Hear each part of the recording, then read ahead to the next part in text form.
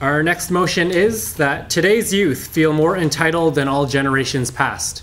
And arguing in favor of the motion, please welcome Madam Prime Minister Astrida.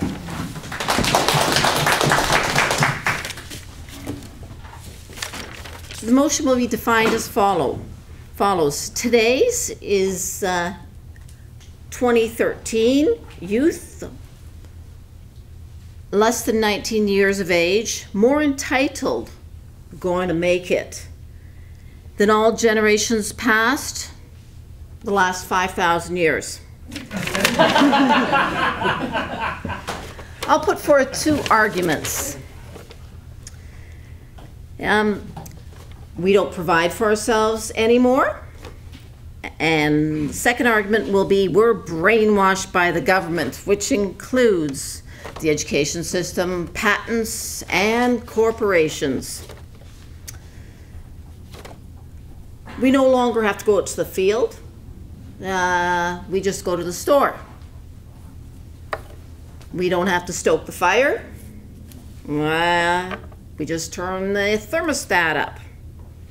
We don't have to build houses. They're all built for us. We don't have to bail water. We just turn on the tap. We don't repair our own equipment. We're all urban people, urban animals. Secondly, how are we brainwashed? We're taught for frivolous things, the frivolous side of chemistry, the frivolous side of English and phys ed and math and geography and history. So then starting from kindergarten through grade 12, and let's include university and college, we're taught things, but not things that are going to make us into people who take care of ourselves. So then there's all the stores. We don't make our clothes. They're all sewn for us. We don't make our shoes. So then we all feel more entitled because everything is done for us. Vote for the motion. Thank you, Madam Prime Minister. And now for 3 minutes of arguments against the motion, please welcome the Leader of the Opposition, Jason. Our youth today, and we all look down on them and say how easy they have it, how lucky they are. In my days, I didn't have an iPhone. I had a box to play with. This is the first generation to be lazy, because no one here and no one of our compatriots were ever told as a son or a daughter, your room's filthy, clean it up. They were never told that they had to keep up and work harder. There was never kids that skipped school. Today's generation have the same things we have, but we've seemed to have forgotten what we had before and the pressures that we had. Well, I'm here to tell you that despite the fact that our generation does not have to make their own clothes and pump their own water and to start their own fires, there are other pressures today, modern pressures, that these children, our children, have to face. This is the most educated generation we have ever had. In Canada, we are lucky to have a great education system, and these kids go to this education system and they are pressured to be university graduates.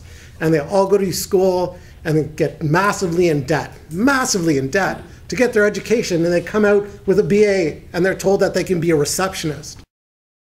They can start in the mailroom.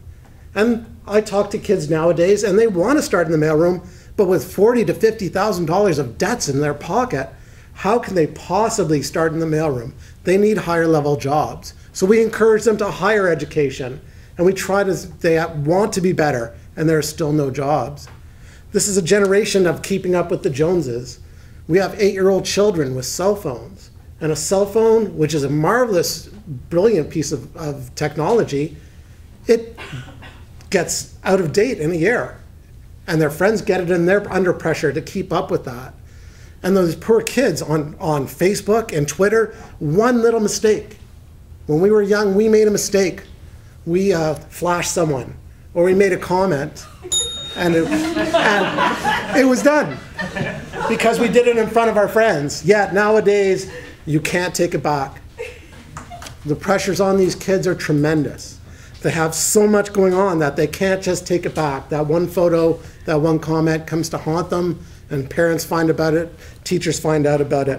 And what These children who are frivolous and we think are spoiled, what do they have to look forward to? A crashed economy, the end of oil, richness, and a destroyed environment that we are destroying and leaving for them. So are they spoiled? Are they frivolous? Yes, but I say let them have that now, because soon they will be adults. Soon the pressure will be on them, and that will be gone, and they'll be looking at their children and thinking, wow, are you ever spoiled? I had it so hard on my day. Thank you.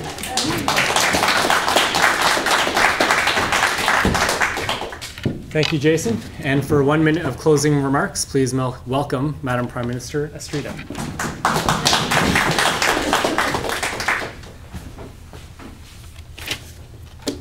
I beg to differ. Leader of the opposition said all the pressure they have to face, the university and college graduates. Who says they have to face all that? There we are, ideal North America, no lawyers if we ever talk to each other. So then they don't have to feel the pressure of law school. Why? They don't have to pay the $10,000 per annum, $14,000 per annum to go to law school if they learned how to communicate with their fellow humans. So yes, they feel more entitled to the fact that they get to boss their fellow human around, get to label their fellow human. So no, there isn't the pressure of being a university graduate. We don't even need university graduates. The lawyers need food. The lawyers need clothing. The lawyers need shoes. And they do feel entitled. They feel that someone should be doing all of that for them.